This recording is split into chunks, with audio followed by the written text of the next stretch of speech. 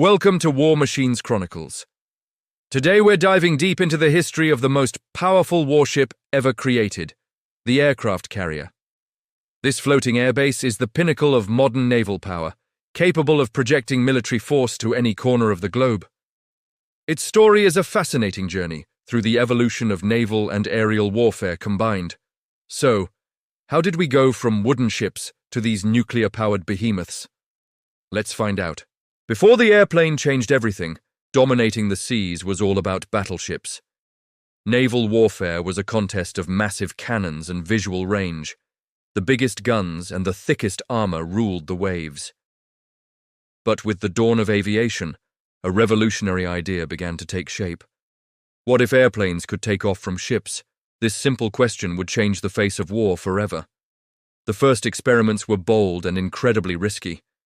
In 1910, a daring pilot named Eugene Ely made history by taking off from a makeshift wooden platform built on the bow of a U.S. cruiser. A year later, he topped that feat by successfully landing on a similar platform. These early attempts were crude, using temporary structures on existing ships, but they proved that the concept was possible. The seed of the aircraft carrier had been planted.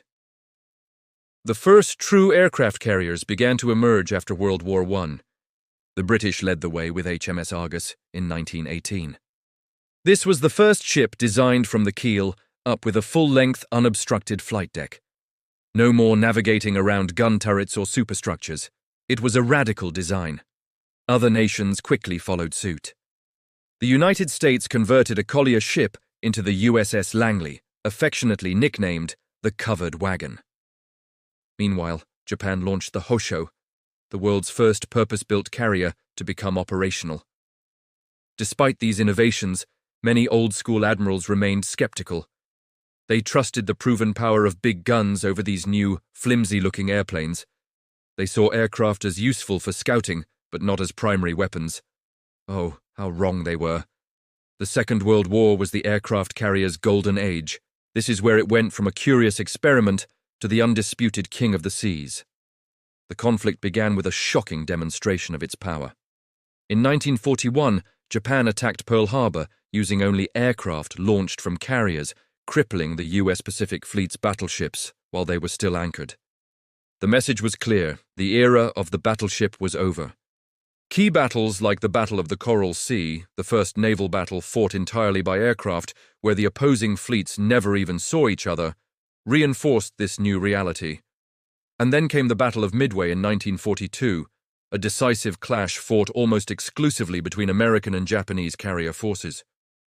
The outcome of Midway changed the course of the war in the Pacific. Legendary carriers like the American USS Enterprise, the Japanese Akagi and Kaga, and the British HMS Illustrious became household names, their exploits turning them into icons of naval history.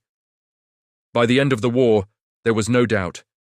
Air power, projected from the sea, was the new measure of naval supremacy.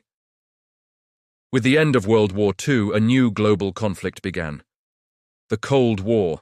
The aircraft carrier's role evolved once again.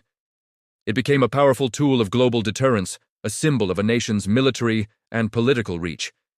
This era saw incredible technological leaps. Propeller planes were replaced by powerful jets, which required new systems to launch and recover them. Steam catapults were introduced, capable of flinging heavy jets into the air in just a couple of seconds. Angled flight decks were developed, allowing simultaneous takeoffs and landings, dramatically improving operational efficiency. Advanced radar systems extended the eyes and ears of the fleet far beyond the horizon. But the biggest game-changer was nuclear power. In 1961, the USS Enterprise became the world's first nuclear-powered aircraft carrier. With a reactor at its heart, it had almost unlimited range and endurance, able to operate for months, even years, without refueling. These new supercarriers weren't just floating airfields. They were mobile pieces of sovereign territory, capable of launching conventional or even nuclear strikes from anywhere on the planet.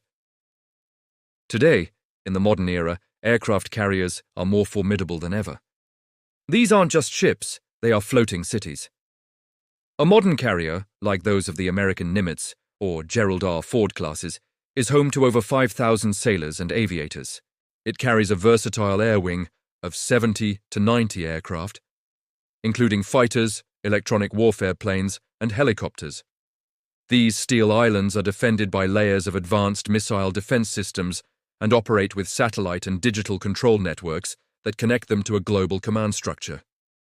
The US isn't the only nation with these powerful assets. China's Fujian, Britain's Queen Elizabeth class, and France's Charles de Gaulle are all potent examples of modern carrier design. Of course, this kind of power comes with a staggering price tag, with a single new carrier costing upwards of $13 billion. So what is the strategic purpose of such an expensive weapon system in the 21st century? A carrier allows a nation to project power without relying on foreign bases. It can control vast stretches of ocean, secure trade routes, and provide humanitarian aid after natural disasters. Its presence alone is a powerful psychological tool. When a carrier strike group arrives on the scene, it sends an unambiguous message of intent and capability. It's often said that where a carrier goes, an entire nation's will follows. It provides an immediate, flexible, and overwhelming response to crises anywhere in the world, making it one of the most critical geopolitical assets a country can possess. But are these titans of the sea invincible? The short answer is no. The modern battlefield is filled with new and evolving threats. Hypersonic missiles that travel at incredible speeds, ultra-quiet submarines that can hunt from the depths, swarms of kamikaze drones, and sophisticated electronic warfare that can blind a ship's sensors all pose a serious danger. This is why carriers never travel alone. They operate at the heart of a carrier strike group, a multi-layered shield of protection. They are escorted by destroyers and cruisers armed with advanced anti-air and anti-missile systems, hunted for by friendly submarines, and watched over by early warning aircraft. This team approach is essential for surviving in a high-threat environment. From humble wooden platforms to nuclear-powered giants, the aircraft carrier represents the ultimate evolution of naval warfare. It is a symbol of global power and a key strategic tool that has shaped, and continues to shape, the course of modern history. It is a testament to human ingenuity and the relentless pursuit of military advantage. The story of the aircraft carrier is the story of how the sky met the sea, forever changing the world. Thanks for watching War Machines Chronicles. If you enjoyed this journey through history, don't forget to like, subscribe, and hit that notification bell for more. See you next time.